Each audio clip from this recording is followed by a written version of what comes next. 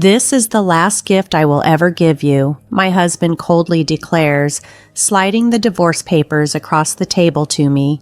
He confesses his plan to marry someone else, reducing me to nothing more than a financial asset he used over the years.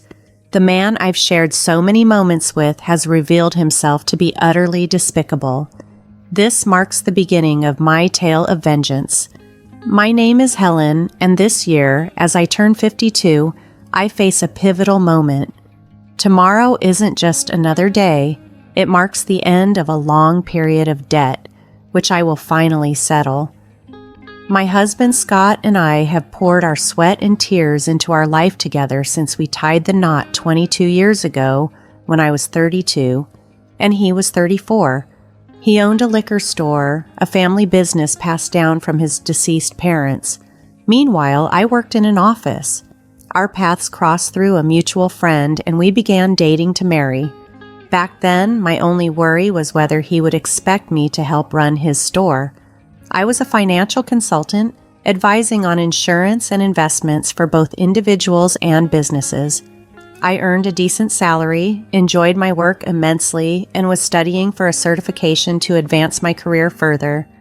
When Scott proposed, he supported my ambitions wholeheartedly. "I know how hard you've been working for your certification, and I want to support you in any way I can," he assured me. He had enough staff to manage the store, so he encouraged me to chase my dreams.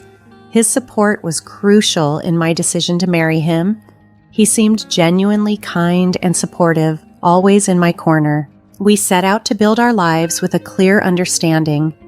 He would manage his business, and I would focus on my career. Our marriage appeared to be flourishing. However, about a year into our marriage, things began to change as he continued with his business. One day, while enjoying a rare day off at home, I was vacuuming under the bed when the machine dragged out a heap of papers. Given that we had moved in less than 8 months ago, the mess was surprising. Curious, I picked up a crumpled piece of paper and smoothed it out. The bold header caught my eye immediately. Reminder of payment. Below it, an outstanding debt of $320,000 in Scott's name stared back at me. It couldn't be just $3,000. My mind reeled with confusion. Why had he kept such a significant debt hidden from me? As soon as Scott returned home that day, I confronted him. "What is this debt? What's going on?" I demanded. His response was quick. "It's not what you think. This debt was left by my parents," he explained. It turned out this wasn't a personal debt, but rather one tied to his liquor store, inherited alongside the business. The debt was secured against both the land and the house we lived in, and he had no intention of renouncing the inheritance. I realized it wasn't his debt, but that didn't mean it could be ignored. "But this is a payment reminder. Aren't you supposed to be making monthly payments?" I asked, trying to understand the full scope of the situation. "I do make payments, but sales can be inconsistent," he replied. "Sometimes during slower months, I can't cover the payments. I have to prioritize paying my staff, so I've asked the creditors to wait." His explanation seemed reasonable at first, but the presence of a final notice on the reminder was alarming. "I didn't tell you because I didn't want you to worry," he added quickly. "Don't stress about it. The business is generally doing well, and look, we haven't been evicted or anything, right?" Although what he said was true, the revelation and his initial secrecy left a troubling impression. I stared at him, my anxiety clear. Then he threw me a curveball. "If you're so worried, why don't you help pay it off? You're earning quite a bit, aren't you?" His suggestion made me uneasy. After all, the store wasn't mine. But in a marriage, aren't partners supposed to support each other? "My debt is also yours," he added abruptly. "If my store went under, it would affect a lot of people. It's become crucial to our community." He was right about one thing. His store was a vital part of the local area, nestled in the suburbs where other shops and supermarkets were scarce. He also sold fresh goods like meat and fish, and even offered a home delivery service. I had visited the store several times and seen how bustling it was. with customers often expressing their gratitude for its presence in the neighborhood. "Please, I need you to help me with the debt," he pleaded, his eyes earnest. "I'll keep focusing on the business, but I need your help." His dedication to his work was undeniable, and the thought of his store closing was painful for him and the community that relied on it. Being married means supporting each other through thick and thin. If he was struggling, it seemed only right for me to step in. "Okay, I'll help. I'll put as much as I can towards the debt every month from my salary. You focus on running the store," I agreed, knowing that while I could assist financially, the operational side was his responsibility. I was glad he trusted me above all else, but this marked the beginning of a change in him. 4 years passed since I started contributing to the debt, and his late nights became more frequent. "What kept you out so late? You reek of alcohol," I would ask when he stumbled in. "Just had a few drinks with customers," he'd reply casually. My worry deepened one day when I asked, "Did you make this month's payment?" For some reason, his response didn't come as easily as it should have. His tone was condescending. "I did last week. You know the store relies on you. You'd better keep up with the payments," he said dismissively whenever he came home drunk. Initially, I dismissed his demands as the ramblings of a drunkard, but his repeated assertions began to irritate me deeply. It seemed he thought it entirely normal that I should shoulder his financial burdens. "By the way, Benjamin just had his third kid," he mentioned offhandedly one day. Benjamin was his old high school friend, also a business owner like Scott, whose wife worked with him in their store. This comment made me reflect on our situation. "I've been meaning to talk to you," I said, finally voicing my long-held desire. "Don't you think it's time for us to start a family?" His reaction was cold and dismissive. "A baby? My business is just beginning to pick up, and we're still in debt. How can we think of such a responsibility now?" That was his firm stance. "But Benjamin has 3 children now," I countered, trying to hold back my frustration. "Surely we can manage one." "His situation is different. His parents are still well, and his wife is actively involved in the business," he retorted, making it clear that our circumstances were not the same. This conversation dashed my hopes of starting a family anytime soon.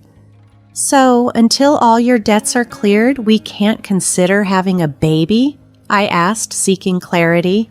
"That's how it's going to be. If you make enough money and pay off the debts quickly, then I'll think about it," he replied, his smirk making me feel uneasy, yet pushing me to resolve the debt faster. I was naively committed, driven by the desire to start a family. Despite the irrationality of his demands, I became more dedicated than ever. I pursued additional qualifications, took promotional exams, and secured salary increases. I began to earn significantly more than other women my age, even making advance payments on his debts. My efforts were relentless, fueled by a mixture of hope and desperation. The debt was a relentless burden, and before I knew it, I had turned 40. The dream of having children slowly slipped away. Despite this, I comforted myself with the thought that I still had my husband, Scott. He needed me, and I believed in our life together, which kept me content. As time passed, Scott began to return home increasingly later. Sometimes he wouldn't come back until the morning, explaining that he had been with a customer and lost track of time as he strove to keep the store afloat. Seeing his dedication, I felt compelled to support him as best I could. We were in this together, sailing toward a better future. Years rolled on, and finally the day approached when I would make the last payment on the debt. All the sacrifices, all the skipped luxuries. Soon I wouldn't have to hold back anymore. I could start spending my hard-earned money as I wished. Reflecting on our marriage, I realized how much of our life had revolved around money. We had never taken a real vacation or even enjoyed a meal at a nice restaurant. Now in our 50s, I hoped we could start enjoying those things. On the day the final payment was due, I took a day off to prepare a special celebration. I cooked an elaborate dinner, complete with a bottle of wine and Scott's favorite chocolate cake. I set the table beautifully, eager to celebrate our newfound financial freedom together. When everything was laid out perfectly, I stood back and thought about how quickly the last 22 years had flown by. It feels like it's been a long time, but the last 22 years have gone by so fast, haven't they, honey? I remarked as Scott walked in. His head was bowed and his shoulders trembled. Was he crying from happiness, or was there another reason behind his emotion? To my utter shock, he erupted into a kind of laughter I had never heard from him before. "What the hell is going on? Are you okay?" I asked, bewildered and alarmed. With an air of audacity, my husband made a shocking declaration. "You are dismissed now. I'm grateful to you for the past 22 years. Thanks to you paying off all my debt, I'm a free man. Great job. I don't need you anymore." His words left me stunned. "What are you talking about?" I managed to say, genuinely confused. He pulled a document from his bag. "This is my last present to you," he said as the bold letters of a divorce petition seared into my vision. Proudly, he continued, "I've decided to marry someone else, so you are no longer of any use to me. Thanks for being my cash dispenser until now." "Are you getting remarried? Have you been cheating on me all this time?" I asked, piecing together his habitual late returns under the pretense of work or social engagements, while I slaved away to clear his debts. His smug expression did not falter. "I am not unfaithful. I have already found my next wife. I wanted to divorce you and marry her, which is why I waited for you to clear my debt." Tears welled up as the absurdity of the situation hit me. The lavish feast I had prepared blurred before my tear-filled eyes. "Get the hell out of here," he snapped, thrusting the divorce papers at me. My anger surged, boiling my blood faster than sorrow or despair could settle in. "Okay, but you won't regret this?" I forced the words out. "No, I won't. Why would I regret divorcing an old hag like you?" Old hag? If I were hurt, he would be an old fart, I thought to myself, amused by his delusional self-image. His misconception was so ludicrous that it helped me regain my composure. Taking the divorce papers, I declared, "I'm going to take this with me for now." With a heavy heart, I gathered my belongings and left the home we had shared for 22 years. The abrupt end to my 22-year marriage left me reeling. Alone at last, tears of emptiness and frustration streamed down my face. I needed closure and justice. Soon after, I consulted my attorney to draft a divorce agreement and sent it to Scott. I also requested a background report on his new fiancée to see what I was dealing with. Not long after, Scott called me, his voice thick with fury. "Hey, Helen, what the hell is this document?" He barked through the phone. I could almost see his face turning a bright shade of red. "It's a divorce agreement. What about it?" I replied, keeping my tone even and calm. "I know what it is, but what's this loan agreement? Why do I have to pay you back?" His voice was full of disbelief and anger, confused by the financial claims I had laid out. "This isn't just about any loan. It's about the money I paid on your behalf during our marriage," I explained. He seemed to struggle with the concept, protesting that I had chosen to make those payments out of my goodwill. "This is ridiculous. You decided to do this on your own, didn't you? Why are you digging up the past now?" he continued, unable to grasp the shift in our circumstances. "I did it as your wife," I responded firmly. "But if we're getting divorced, that changes things. It's only fair you repay me." The reality of his situation seemed to hit him then. He hadn't considered the financial implications when he asked for the divorce. Armed with my knowledge from years of working with insurance and investments and having contacts with experienced attorneys, I was prepared. The amount he owed me, including interest, was over $360,000. I was adamant about getting back exactly that amount. When he saw the name of a well-known local attorney on the document, he finally understood the gravity of the situation. "You know I don't have that kind of money," he protested weakly. "Sell the store to fund it then. If that's what it takes, so be it," I suggested. His response was desperate. "If I do that, I won't have anything left." "You're only 54. I pointed out. "You could still find a job. It's time you figured it out, just as I have." My resolve was clear. I was determined to start my next chapter on my terms, without the weight of his debts or deceit. The conversation was going nowhere, and I was ready to end the call, but curiosity got the better of me. "So how's it going with your new bride-to-be?" I asked. "None of your business," he snapped back. I couldn't help but burst into laughter.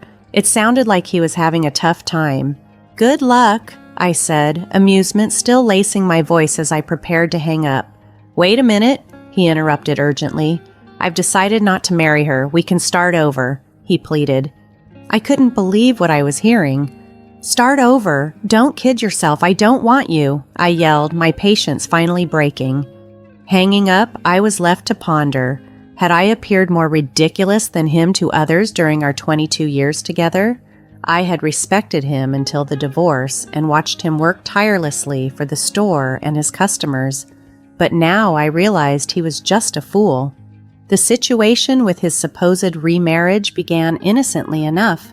He flirted with a part-time university student named Elizabeth, exclaiming, "You are so cute, Elizabeth. Will you be my wife?" She played along, jokingly responding, "Well, I would think about it if you let me be a full-time housewife." But he took her just seriously. The idea of marrying a man nearly 42 years her senior was nothing but a joke to her. Yet it turned serious when he persistently pressed her to marry him, leading her parents to intervene and obtain a restraining order against him. Reading the private investigation report, I found myself laughing so hard that I started hyperventilating. All those nights he came home late, I assumed he was slaving away for his business. In reality, he was at bars and strip joints hitting on young girls. Boasting about his charm, he'd say, "I'm surprisingly popular with young girls. I'm a salesman, so I have this easy-to-talk-to aura and get along well." The report revealed the sad truth of his delusions and desperation. People often comment on how young I look and ask, "Don't you think so?" His remarks made the girls cringe, and he saw me only as someone to provide him with money, disregarding his older wife. His distorted view of himself turned him into a rather ridiculous figure who almost ended up in legal trouble with the police. It might have even been less complicated if he had been unfaithful, but he wasn't appealing enough to find a mistress. The whole debacle started when his friend Benjamin celebrated becoming a grandfather. As soon as he saw my grandchild, he absurdly declared he wanted one too. I sharply told him that he shouldn't even think like that, especially since I was the one clearing his debts. He was utterly embarrassed. Looking back, I'm relieved I didn't waste my golden years with him. After we divorced, despite some confusion over who owned what, he didn't fight the settlement because my lawyer was well known for being tough. It made me wonder how someone so lacking in resolve could have managed a business at all. In the end, he had to sell his shop to pay me off.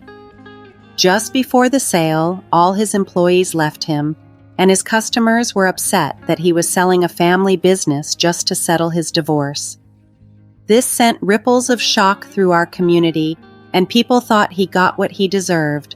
The whole situation turned into a local spectacle, almost comedic in how pitiful he appeared. Even if he hadn't sold the shop, the negative publicity would have likely run him out of business. Selling before hitting rock bottom was probably the only smart decision he made. However, the sale didn't cover everything, so he still works part-time to pay me back. Occasionally, he sends me messages, admitting he was at fault and pleading for a reunion. Even after I block him, he tries to reach me from new numbers. My attorney has warned him sternly, if he tries to contact me again, we'll take legal action and get a restraining order. Since then, the calls have finally stopped. Reflecting on everything, I realize how fortunate I am to have escaped a life tethered to his failures and fantasies. His chase after a youthful mirage not only embarrassed him, but also alienated everyone around him.